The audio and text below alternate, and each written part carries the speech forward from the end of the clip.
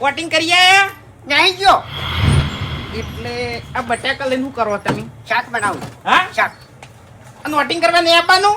જો નહીં હજુ હવે જવાનું છે એટલે શરમ આપવી જોવે. ચમ તાણી જે મોણા ડેલિકેટમાં ઉભો રહે અપક્ષમાં ઈ મોણા અત્યારે બટાકા લઈને ફરે છે.